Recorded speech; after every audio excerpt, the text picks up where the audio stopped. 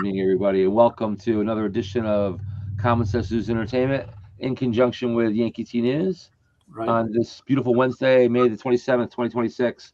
Common Sense News and Entertainment. Once again, here we are. All right. So speaking of my peeps here, Yankee T News, working with Jason in Common Sense News and Entertainment, and we're going to see if we can add a little more depth to just what the hell is going on out there. Yeah, well, that's what we're going to do.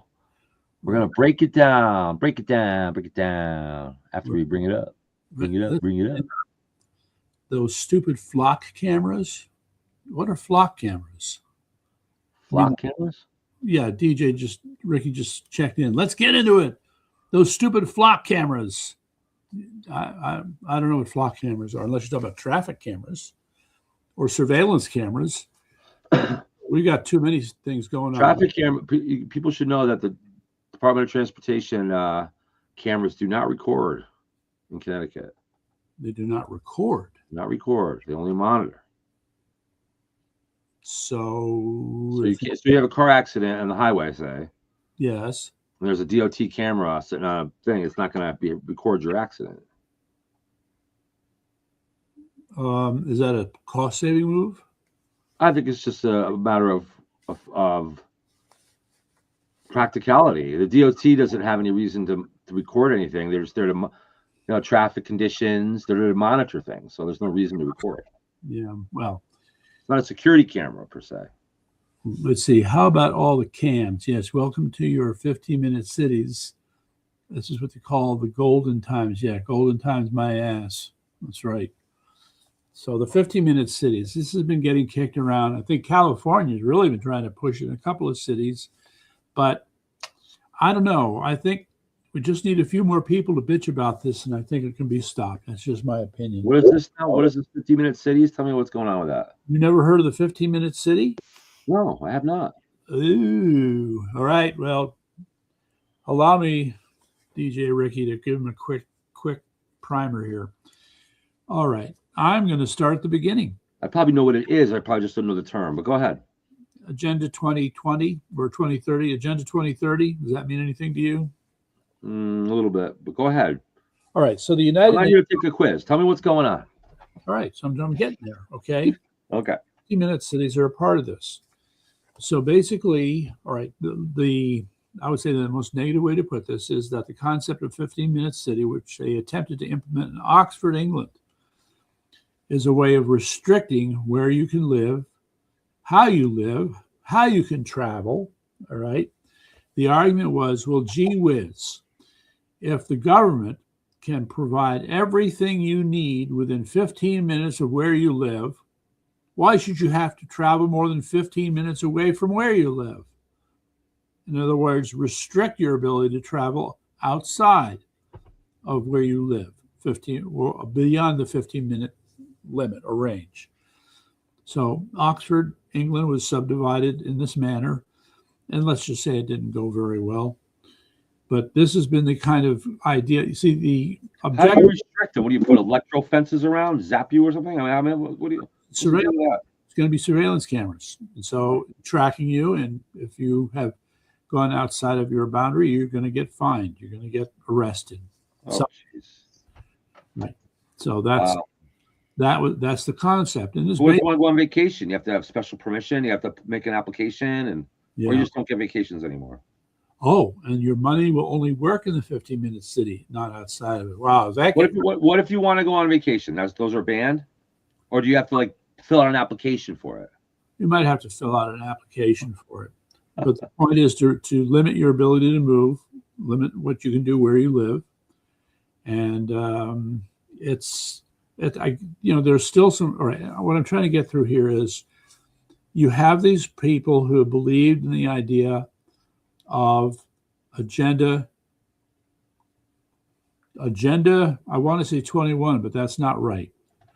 There's what we have. I guess it was Agenda 21, but going back many years, and the objective was to create these living environments that restrict your ability to move. And that's what gets into that tenement housing and whatnot. They're building along rivers and stuff like that. Okay. Yes. Yeah. All right, 21. Yeah, so the first it was 2021, and then they updated it to 2030. Now we have Agenda 2030.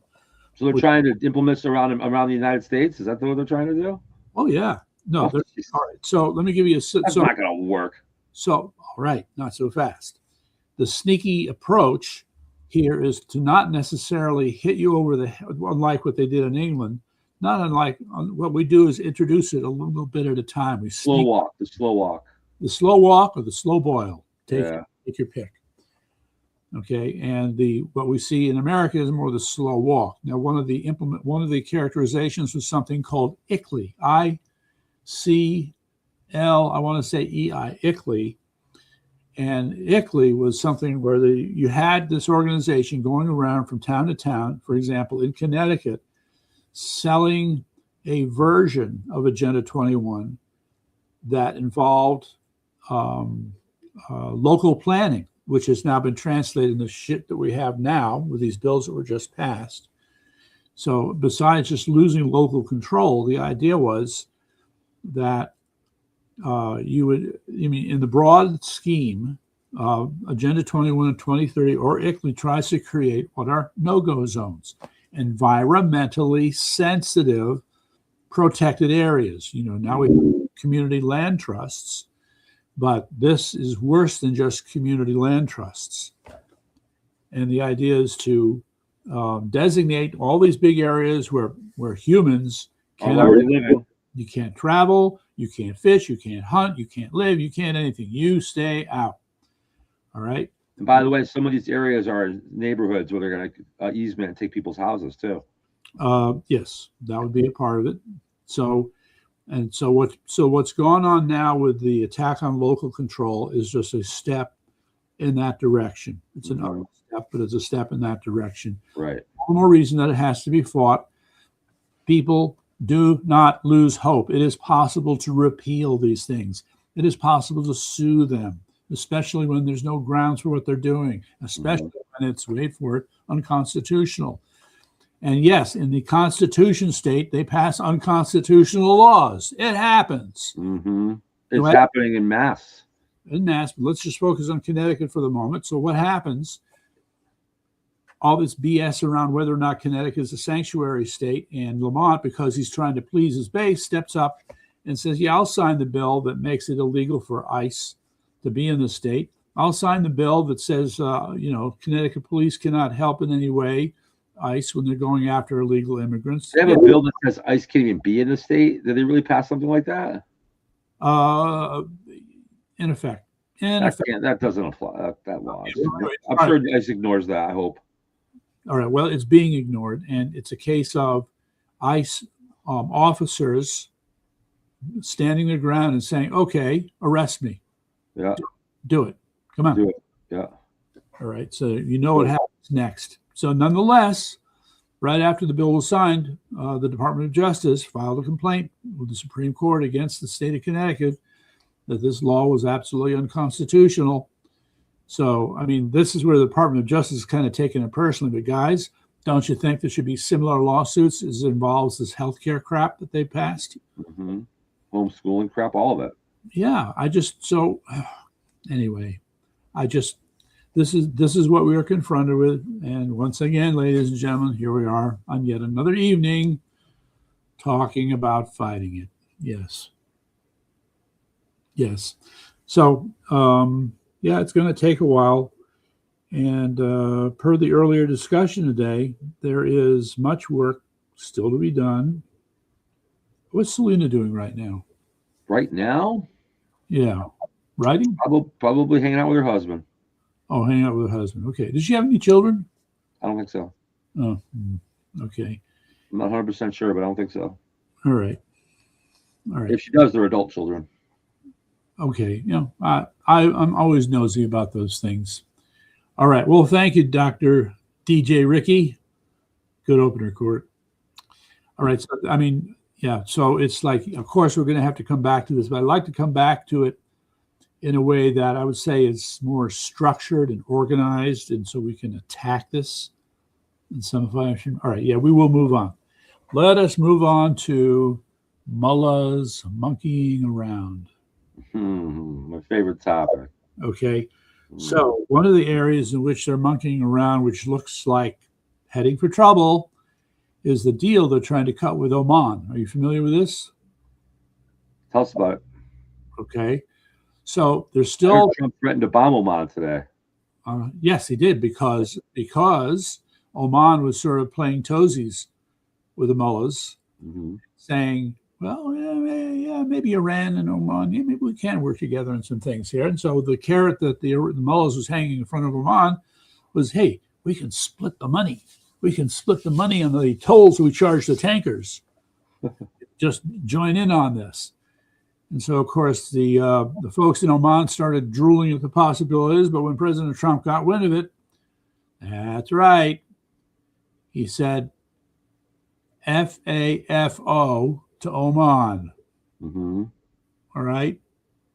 So how about if you don't FA, so you don't have to FO?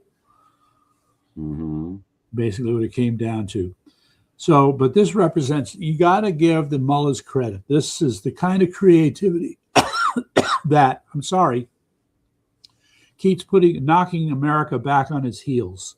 Yeah, I'm still going to stick with what I said yesterday. Right now, I think we're behind or losing this war right now. I really do believe that. It makes me sad, but so you didn't watch the video that I sent. I'm not saying we're going to lose it. I'm just saying as of right now. Okay, so you didn't watch the video that I sent you. I did not. Like I said, I've been working all day, sir. Yeah, I understand. And meeting with important people like you. I know. But you know something? So the point I will watch the video because I'm curious. But let me tell you that again, I'm just going by what the objectives were. In the beginning of this war, they were talking about, bringing down the regime and making it ending at 47. Here it is in a nutshell. Trump may be on the verge of ending this battle that started in February, but the real war started in 1979, and we're doing nothing to end that.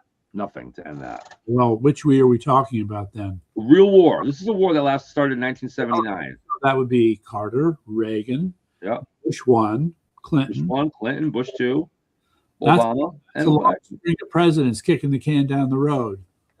Right. And so I thought in February that Trump was going to finally end that process. And now I don't know. Okay, well, again, I'm going back to the same place in this as I have before. The human cost. The human cost for dealing with this. I don't want to honestly. DJ, what about the human cost? What about the human cost if we let the mullah continue and they end up with a nuclear bomb and blow up one of our cities? What kind of human cost will that be? Okay. So I really don't want to hear about human costs right now. They need to go down. And if that means we got to do ground troops, that's what it means. Israel's still bombing them, thank goodness for them. Look, they're not going to. Trump is too blinded by this deal thing. It is easy to say for a 55-year-old man who would be wheezing after a tenth of a mile carrying a 70-pound backpack. Okay. So now listen, I'm not going to buy into the old argument, this tired old argument that because I haven't been over there carrying backpacks, so somehow I can't comment on it or have an opinion on it. Well, let me put it to you in a more blunt manner. Are you ready to give your life to defeat Iran? If yes, I feel like I'm giving my life right now by everything I'm doing in this state to defeat communism, Marxism, and the red green wave in America. I'm doing everything I can. I'm too old to put on a uniform, but yes, I would die for it. How many people are going to go up against Ben Proto the way I have? A mafia guy. Okay, well, come on. So no, I'm not afraid to die for the cause, and I will if necessary. All right, noted. There's your answer. All right. That's 14 minutes into this broadcast. So noted. All right. That said, there are different human costs, and the first one that President Trump is thinking about is the American lives that would be lost. All right. He's not. He's not a neocon. Neocons had no problem sending Americans in to fight. There are a lot of questions about whether. I'm not saying I would have a problem doing it, but I would do it if it was necessary to put an end to the 47-year war. Because that's what I thought we were doing, but apparently we're not. Okay. We backtracked from our original objective, at least publicly, at least. Okay. The other problem here is you're assuming that it's one step. from taking action and getting the desired results. We should have never stopped bombing them 6 weeks ago. Never. Well, we were on the verge of running out of bombs, so that's an issue. Okay. Again, we've talked about this before. There is I just got to get this off my chest. DJ Ricky had to remind us that the real problem started in 1967 with the attack of the USS Liberty. Where? 67? Yeah. You know what that is about, right? Liberty? Yeah, that was way before the Mullah came into power, though. Yes. So he's throwing a monkey wrench into the discussion, but that's okay. Well, we could go back to the Barbary pirates of the late 18th century, too. I mean, they've been after us from the beginning. Well, I would go with that first, the Barbary pirates. Look, this is a can of worms over here, and let's just say we'll get to this can of worms at another time. Here's the big picture, little secret that people don't want to face. What's that? That's true. Big picture. Ready? Real big picture. What's that? History of mankind. Yeah. Good versus evil, right? Well, I would say that there are people who evil dictatorships versus free enterprise, right? This is why I say this at the end of my broadcast every time. It's always a battle between the state and the family. Can you control things and enslave people, or are people going to be free to do what they want? That's the battle. Mm-hmm. On this earth, most of it has been the wrong side. The Dark Ages, like there's never really been, except until the United States came along.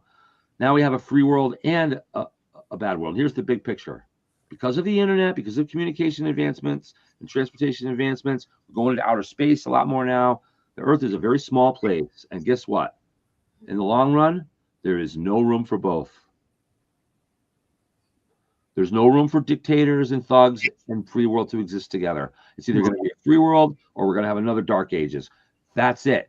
It's going to, and you know what? That resolution for all of you, that especially for Christians, this revelation where it all comes together, it comes to a head. That's coming. That's coming in this century, sometime before the 21st century is over.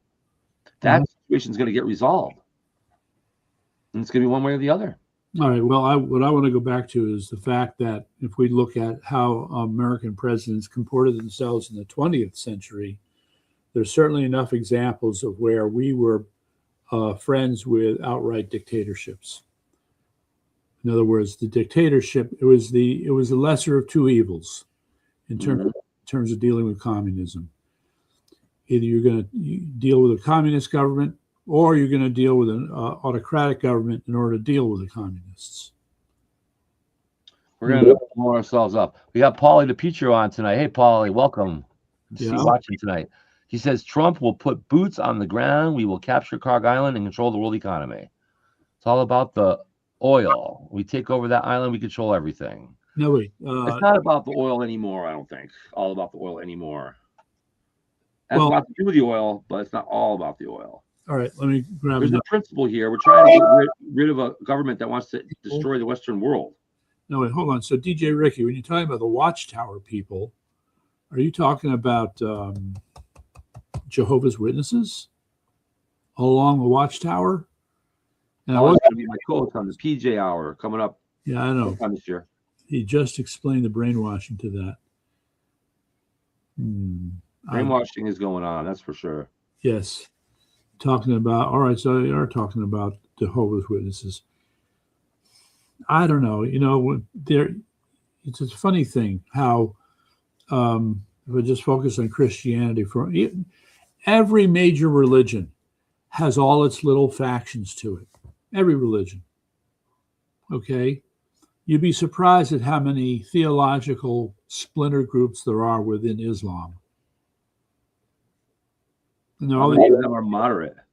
Well, I don't know about moderate. No, they have their own, it's like their own little discussion going about whether or not this is the most important principle, or did Muhammad really mean this, or maybe. You know what I saw today? That was pretty interesting and good was that outside of Mondami's apartment in New York today, a group of about 700 or 800 people gathered to protest the anti-Jew hate, and apparently among them were a couple of hundred of moderate Muslims. Okay. So that's cool. Well, A little solidarity there. All right. A little Abraham Accord going on 100th Street, or whatever the hell the mayor lives down there. All right, but I mean this. That's fine. But in the meantime, back in Iran, as has been pointed out, the mullahs still think they're victorious. I can't disagree. They haven't won anything. They haven't won the war, but they're not losing.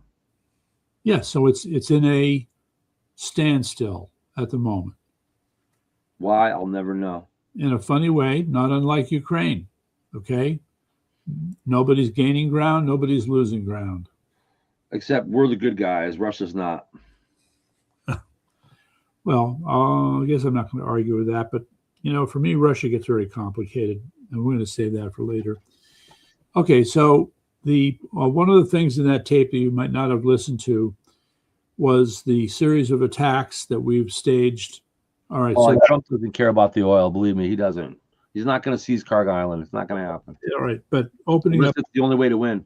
No, opening up the Strait of Hormuz is important. So that ends up being about not only the oil but all the other commerce. Yeah, it's so sad. It's so sad to see that the all-powerful, the most powerful nation in the world, Iran, controls the strait, and nothing that anybody can do about it. 255 countries don't want to see the strait open, but no, Iran has control. Iran is in charge. Nice. Iran is the most powerful nation in the world because we can't wrestle them out of a lousy freaking. I'm going to say this every night. It pisses me off. All right. There's some theater to it that I don't know about. Not so fast. We have turned back well over 100 ships. That ain't that big. What? That ain't that big? No, the Strait of Hormuz is not a very big area. Okay, but we've turned back well over 100. No, it's a big number, a growing number. We're not controlling. We have a blockade, but we're not controlling the strait. Iran controls the strait. Right, but remember, if there are ships that we're turning back, that's money that Iran is not getting. That's also continuing to strain the world economy. That is true too. Yes. And we keep saying we got to open the Strait of Hormuz. We got Mark Rubio, got to open the Strait of Hormuz, and Hegseth, got to open the Strait of Hormuz. But apparently we can't do that. Apparently Iran, like I said, the most powerful nation in the world, apparently, is in control. They run the strait, and there's nothing the United States can do about it because all we do is cry about it. We've been crying about it for a month and a half. Ooh, a couple of months now. Got to open that Strait of Hormuz. All right. Really, our military, our awesome military, which is the best in the world, can't handle opening the Strait of Hormuz. All right. Well, I'm going to be the apologist here. When was the last time you picked up a mine off the bottom of the sea? Here we go. Okay. All right. When was the last time you picked up a mine on the bottom of the sea? Oh, I didn't serve on a minesweeper. The British have had those boats. They've recently brought in. So is that what the problem is? We just can't clear the mines? It takes a while, and that I would say that we are escorting ships through the channel. All right. Mm-hmm.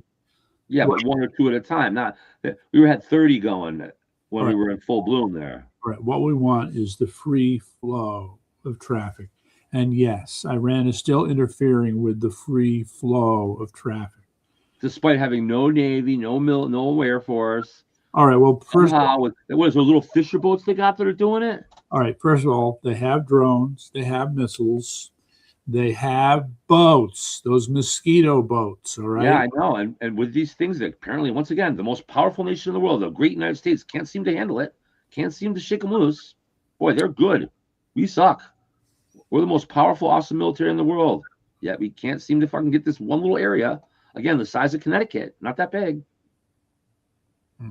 We can't get that under control. I am inclined to agree with you, but I'm just thinking about the specific things that must be done in order to make sure that the Iranian Navy, I use the term loosely, is finally destroyed. Okay, how many boats? How many bug boats? I don't know how many. Over 4,000. Okay, these were built in Sweden a long time ago, and again, I just want to tell the story again because I like telling the story again. All right. The idea of having a large number of small boats is the product of an AI war simulation game that was done in America, in California, at the University of California, Berkeley, in the 1980s. Good old days. Okay, there's a kid. His name was Lenat, Doug Lenat, Lenatt, I think, or Lennat. So they would run these simulations every year of war games involving ships, and he would come in, and so they would have, I guess, what you call standard doctrine for waging maritime war. But he came in and broke the mold. He broke the mold by coming up with the idea of swarming these fleets of large ships with many small ships. Mm-hmm. For doing that, he got kicked out because he kept winning. Yeah, okay. Okay, you got it? Yeah, I got it. All right, so the Iranians picked up on this theme, and they decided that's the strategy they're going to pursue. Have a large number. Yeah, I guess we might as well look. If we can't handle Iran, we're not the most world superpower. Well, if we can't handle this country, we're doomed. We're doomed. Look, okay. You know what? We're losing this war. Not only that, they're already. You know how many? I wonder how many Iranian sleeper cells are in our country right now. That's another subject also. How many shootings and how many incidents come from what happened from Iran? You can say all you want about them. They're Iranian terror cells that are hiding out, but I'm going to remind you that they have been compromised by America's most important asset. Do you remember what America's most important asset is? What is our most important? Our intelligence? Nope. Latin booty. I just want to point out for a minute, we have 8 people watching live here on Common Sense News Entertainment here on Facebook, and that's a record all at once watching at the same time. So welcome, everybody. Yeah. We're growing and growing and growing.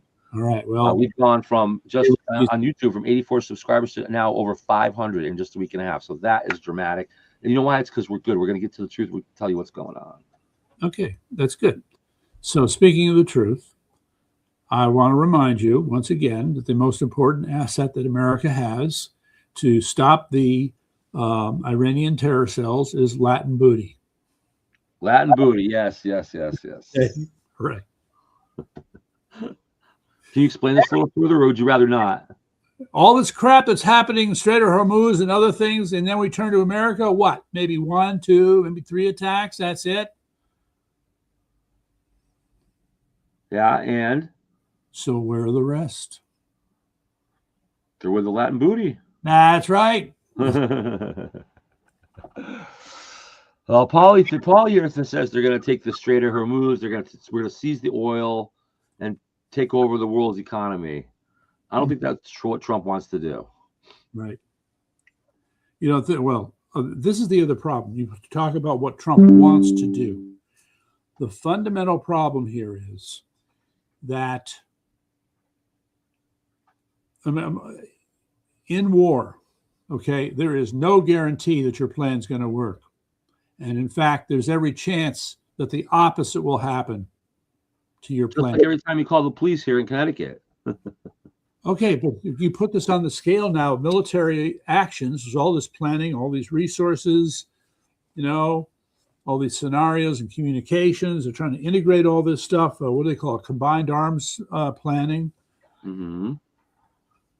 There are too many things that can go wrong. All right. You can have one guy. Look, there have been so many stories of bravery during World War II, okay, where it was one American, some young kid who happened to be standing in the right place at the right time, and he mows down 50 Japanese, stops the attack, saves the day. Well, we're not going to do that if we don't fight. You don't get the point. The point is, in any battle, it could be on their side or our side, some one person turns the tide of the battle because they happen to do the right thing at the right time, whether they knew it or not. Okay, so all I'm saying is that there is such a high level of uncertainty that confronts us. And I think President Donald Trump has been told this, I'm sure, many times by Secretary of War Hegseth and others. So you have to look at the situation in terms of how you're going to even your odds or improve your odds. All right. In light of the fact that Murphy's Law rules.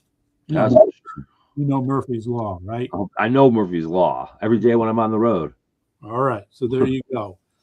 So for you, in the mild case of just traveling around, Murphy's Law pays you a visit. But what happens when Murphy's Law pays a visit to a battlefield? Okay. And again, I go back to what happened with this operation that President Carter had mounted back in 1979 or 80. Okay. My God, the things that went wrong with that, even though they had planned it, even though these people supposedly knew what they're doing. But there are things. What about when we got Maduro? That all went right, right? Okay. Sometimes you get it right. Okay. And in a case like that, it's because it happened in a very short period of time involving a minimum use of troops. All right. If you start using hundreds of troops, multiple locations, all right. Let me give you another example. I mean, this is more theatrical, but what was that movie with Steve Seagal? Remember Steve Seagal? Yeah, Steven Seagal. Yeah, what was that? One of those like Jean-Claude Van Damme guys, right? One of those hero guys. So he did a movie. It was so it was where they brought out the USS Missouri one last time. What was that movie called? I'm not a big fan of that. I used to like Sylvester Stallone, kind of. The best action figure movie was First Blood, the original Rambo movie. That was a good movie. So in their build up, right? So in their build up to the character for this movie, I don't know why I can't remember the name of it, with the USS Missouri and that hot babe. Anyway, so the ship gets taken over by the bad guys.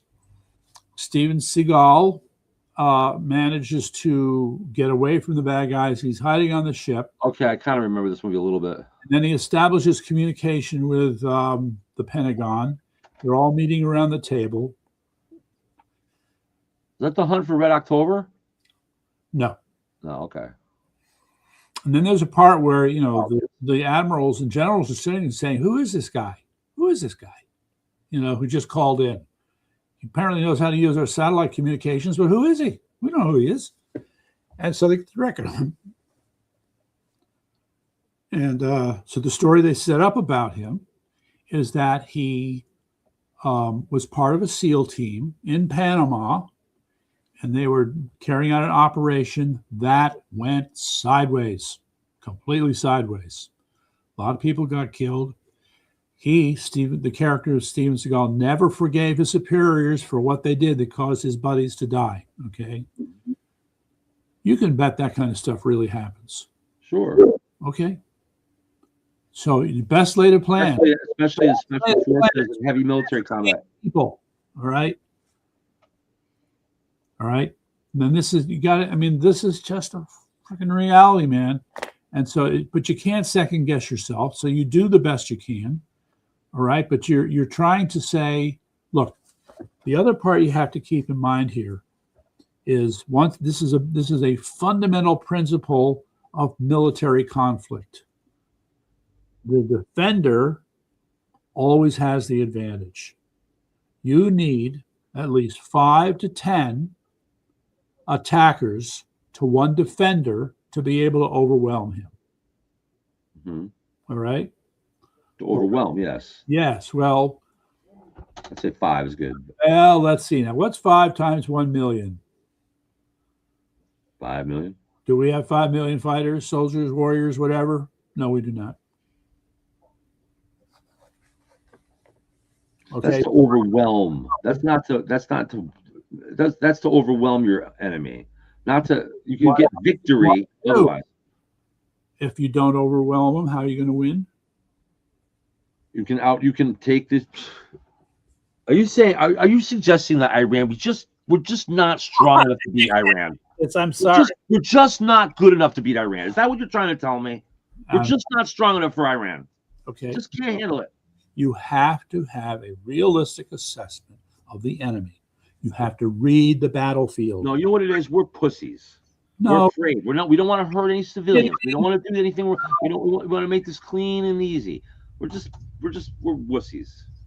All right. We let them off the hook. We had them down. Now we let them up. They're probably rebuilding and reconstituting a lot of the stuff we destroyed 6 weeks ago. I'm no doubt in my mind about it. I'm sure. Why? Why do we let them do it? Why do we? I thought I believed in Trump. I did, and now I don't know. I hope he has a real plan that we don't know about, because this is bull. Well, maybe I'm buying into it. Maybe I'm not. Maybe I'm just. You're right. We don't know what's going on behind the scenes. Maybe there's a brilliant plan going on behind the scenes that I don't know about. And I acknowledge that's possible. And I hope so. All right. I would say that's more than possible. And yes, so it's driving us nuts. Better involve the end of the mullah. The end of the mullah. Attack already. Attack already. No deal, baby. No deal. Mm-hmm. Okay? That's my position. No deal. What? The deal is you're gone. Are we putting him on that game show? Okay. Sure. Deal or no deal. That's right. Right. We even get a couple bays of suitcases to come out. Show them to the mullahs. Oh, jeez.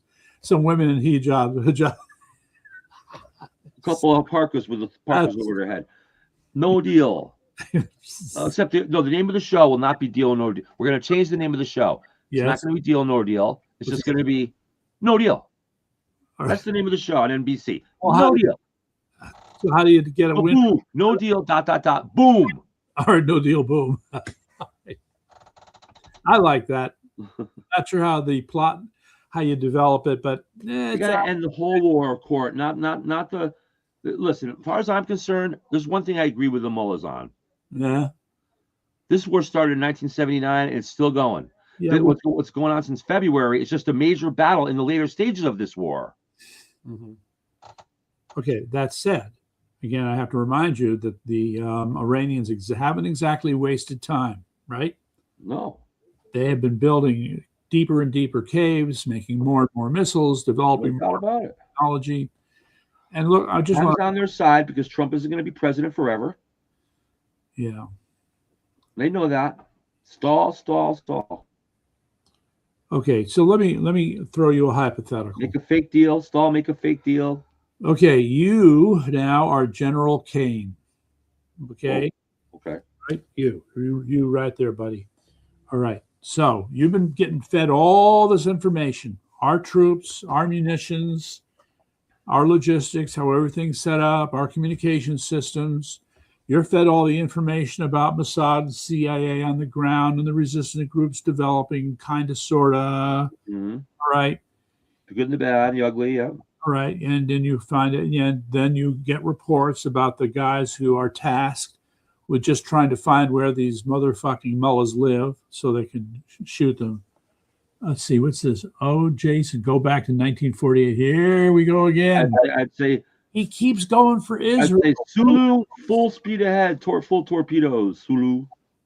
Is that what General Kane says? That's what Captain James T. Kirk would say. All right, well, that's out in space, and you got your, photon torpedoes to work with there. That's right. Here, they need one of those. Torpedoes. One proton torpedo. So here's the thing, all right? Now you got to look at them, all right? Readiness, what their capabilities are, okay? But you also have to, again, read the battlefield, General Kane. So with your understanding of how important a battlefield is for the disposition of the enemy and what your troops can do, what conclusions you're going to draw about your battle plan? Well, that completely depends on what my brief, what the nature of the briefing that they give me is.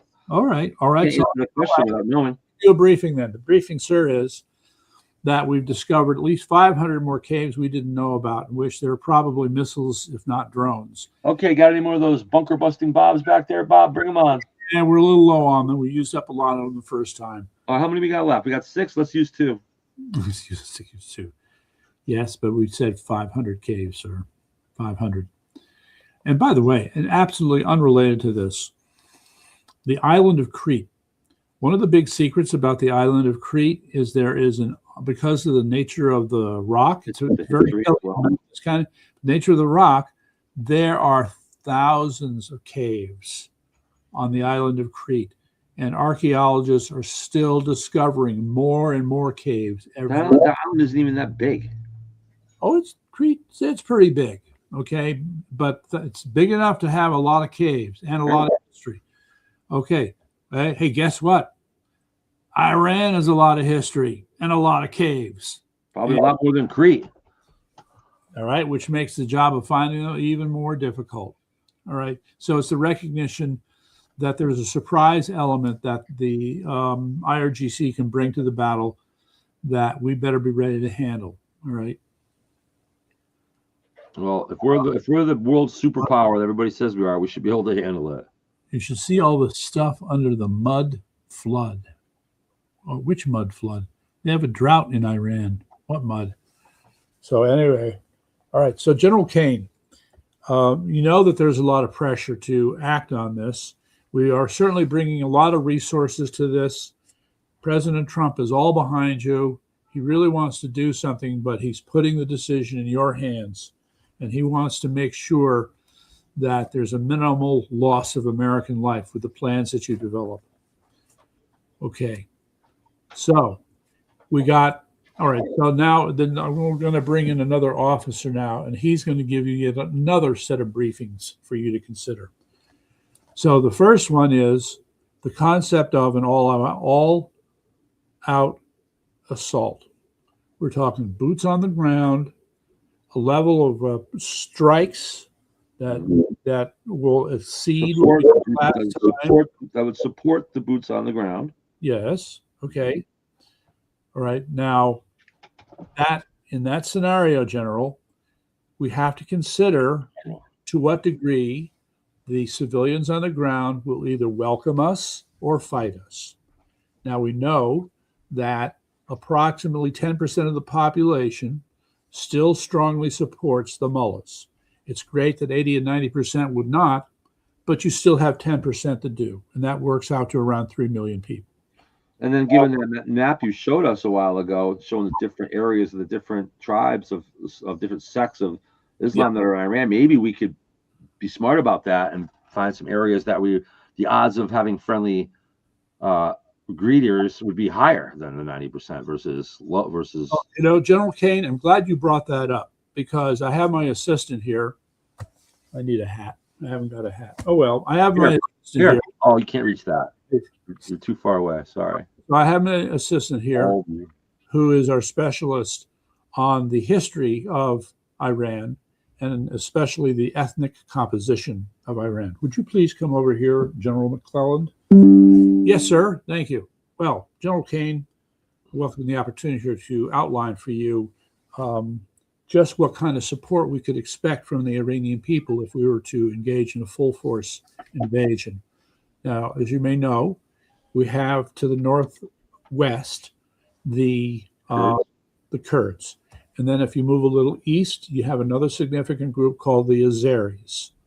Now, the Azeris and the Kurds have not gotten along well with the dominant Persian culture that runs Iran. Nonetheless, we have found that the Kurds are not reliable as allies. They can shift sides, change plans, suddenly decide they're not going to cooperate. So calling on them may present us with several challenges. The Azeris, while they may be more reliable as allies, are not as well prepared. And what we will be looking at is even though a lot of them hate the mullahs, they don't have what it takes to be able to fight. Of course, Mossad and the CIA has worked with these groups for many years. I was just going to say they could probably help in the area of intelligence in key areas. All right. Unfortunately, Mossad and CIA operatives are not available today, but they have shared with me a number of things that I can share with you and make it clear that they are working overtime, I can assure you, overtime to develop the resistance groups and provide them with the resources that are needed. It's just that you have people that are not quite as spirited in fighting as you think, not quite as ready to commit fully to what we're asking of them. People don't want to go out and fight. That doesn't surprise me. Okay, so you know, and it's not unlike the problem of NATO, right? The countries of NATO expecting America to bear the load. Okay, well, it's a similar problem here with these ethnic groups, and you have the Balakis. Now I'm shifting here because now the Balakis are down in the southeast part of the country. They have been in a long-term, low-grade battle with Iranian forces for some time. But again, you have people here who sort of have their own doctrine. It's not consistent with how we see things. For example, it's American military doctrine that you attack and you hold territory. The problem with the Balakis, as well as with the Afghanistans, it's the opposite, hit and run. They attack and then they retreat. attack, and then retreat. You cannot run an invasion that way. You cannot take over a country that way. Mm-hmm. So we do not have the kind of cultural match, I'd say, in terms of a warrior culture in that section of Iran where we could really expect to make. Yeah, just go in and take a quarter of the country away from them right there if we have the right alignment. Here we go. Beep, beep, beep, beep, beep. This is Justin Wolf. Jason has been drafted to go to Iran. Oh, come on now. Silly.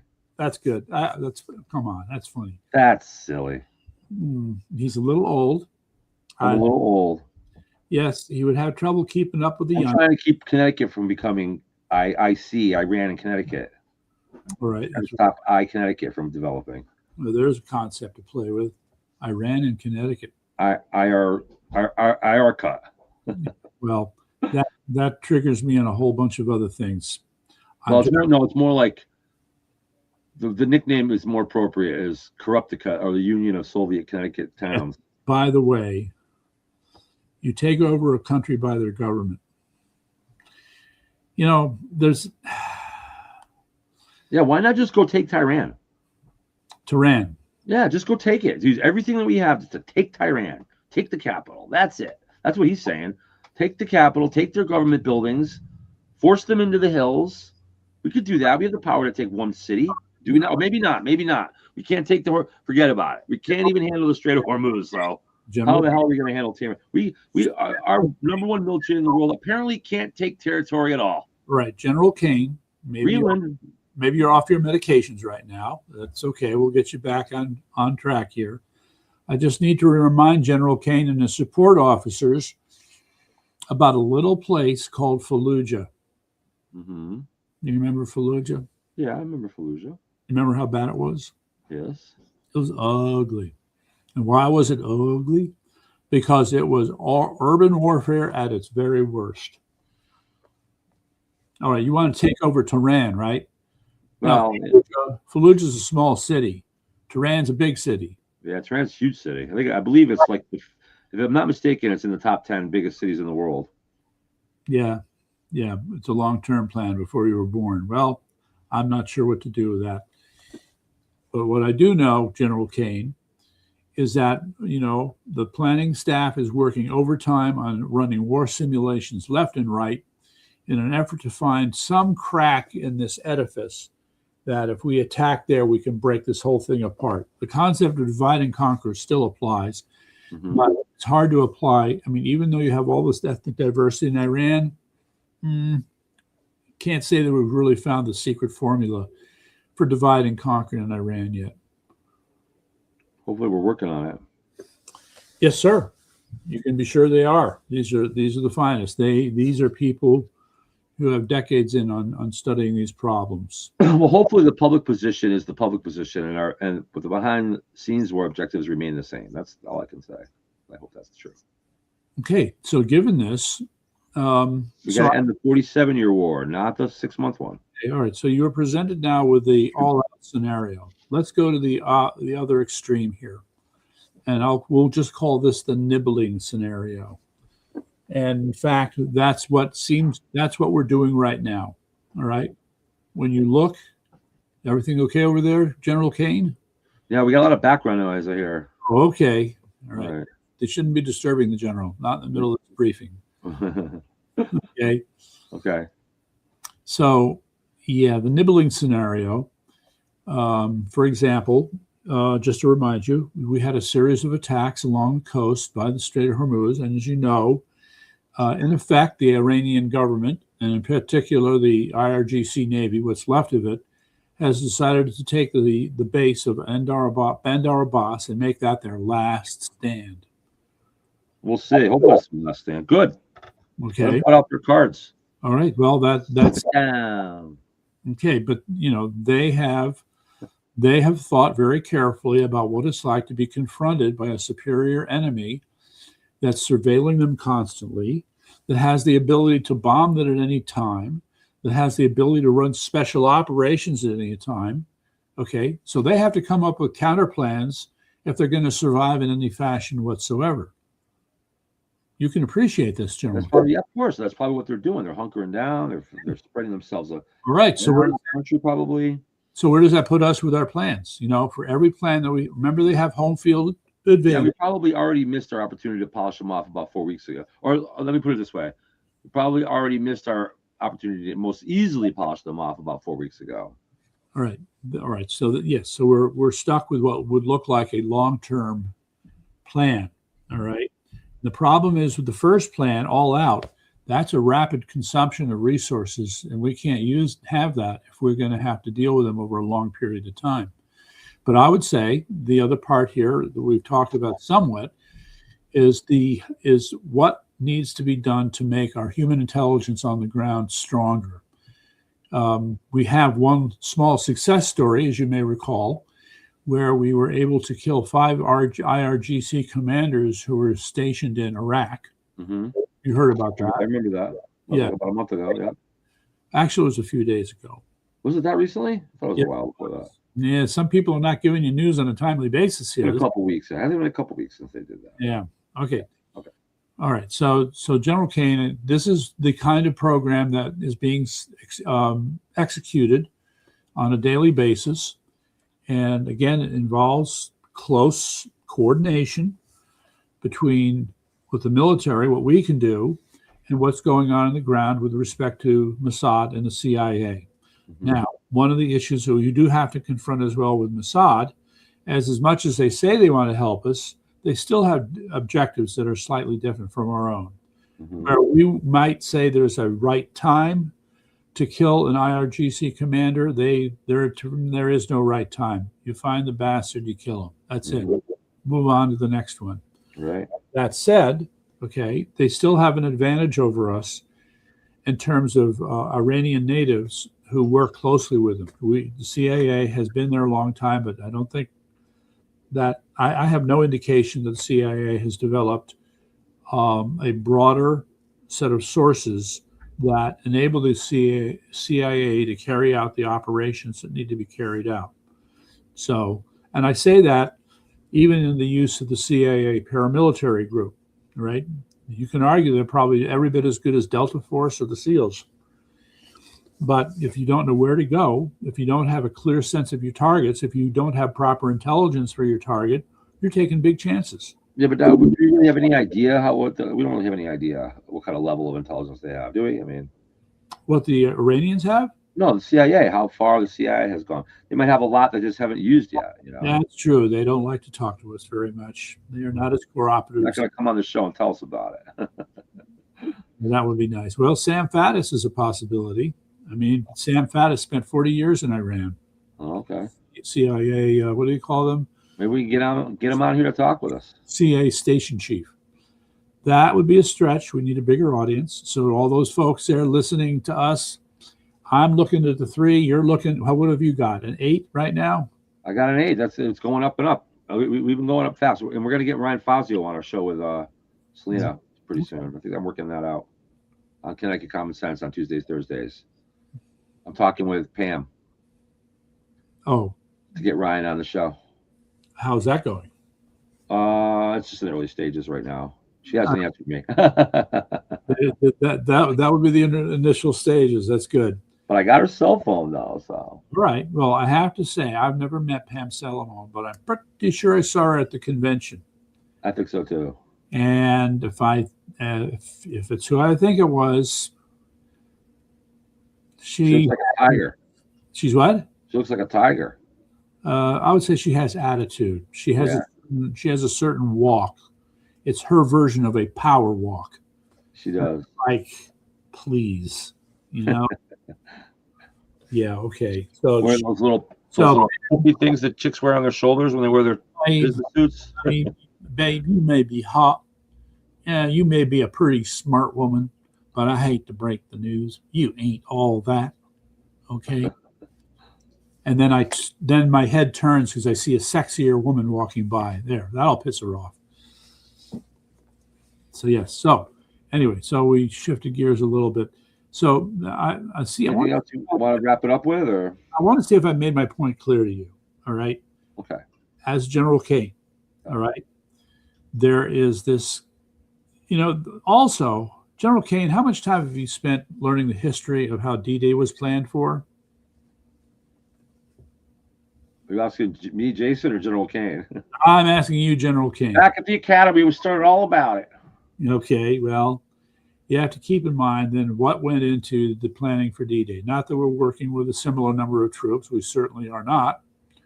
But there's still the sense that you have a mission, you have objectives, you look at your resources, you look at the disposition of the enemy, and you're trying to put this all together and come up with, quote, something that makes sense.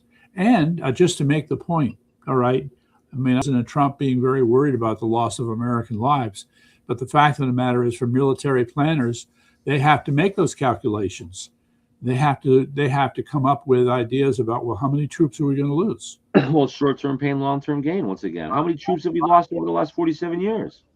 A lot. A lot. But also, just to mention it, for all you military historians out there, on a, how should I say this? This is not the right term, but on a per engagement basis, the number of troops that are dying when we go to war is going down.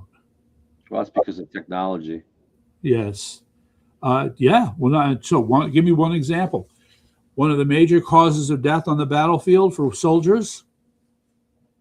Friendly fire is one. Disease is one. Enemy fire is one. Nope. Bleeding out. Well, that's as a cause of some of the other two. No, I'm citing for you the major cause. The major cause. So you have had quite a few attempts at technologies to stop bleeding in the battlefield. All right. There are a number of products, these patches they carry in their backpack. So if they get a nasty wound, slap it on there. And it has, it's called albumin, which is a blood fraction component. And so now the albumin swells up from the liquid in the blood, and now it shuts off the bleeding there where the patch is. Okay. So the evidence is, I mean, the whole thing, we've developed this whole system, all right, where we get wounded soldiers off the battlefield as quickly as possible and get them to the hospital as quickly as possible. And that has played a big role in cutting down deaths for the military. And also having being able to use planes and other things and not be so many on the battlefield like it used to be. So it's a combination. It's a combination of those. Both. In a sense, you're trying to push into the theater of conflict as much of the hospital as you can. Okay, but then if they need more medical attention, then to accelerate the rate at which you can get them into care. Yeah, I mean, just to say it, it blows my mind. I'm going to say it. You've had so many examples, especially from the Afghan war, as well as the Iraqi war, of soldiers who lost limbs. Mm-hmm. Right? And the level of what we'll call acute care for these people who've lost their limbs and how they're able to get these people into a positive state of mind, even though they've lost both legs. Mushrooms, baby. This is, well, there's that too. But no, this is astonishing, because, a lot of people look and say, I have nothing to live for. I've lost both my legs. What am I going to do? Blah, blah, blah. But no, they're able to sit down with them, give them the counseling and work with them. It's incredible, as far as I'm concerned. Yeah. Okay, so I'm ready to wrap it up for tonight. Are you ready? Is there anything you want to close with real quick? Yeah, DJ Ricky's last comment. If you never heard the screams of the people dying, never say, send anyone to go to the meat grinder. You got that right. That's right. I mean, I agree. But again, I also want to argue about short-term pain, long-term gain. If we have to use our military in a big way now to end a 47-year-old struggle, then that's what needs to happen. So this is the whole thing with drone technology. Drone technology ends up being a way of reducing casualties. Even though they're also used to kill Russian soldiers. It works both ways, but Right, it does. But anyway. Okay, everybody. I'm going to sign off here on Common Sense News Entertainment once again. To go to bed. We have another. Yes, time to get some shut-eye, a little food. The battle is between the state and the family. Once again, God bless America. God bless Connecticut.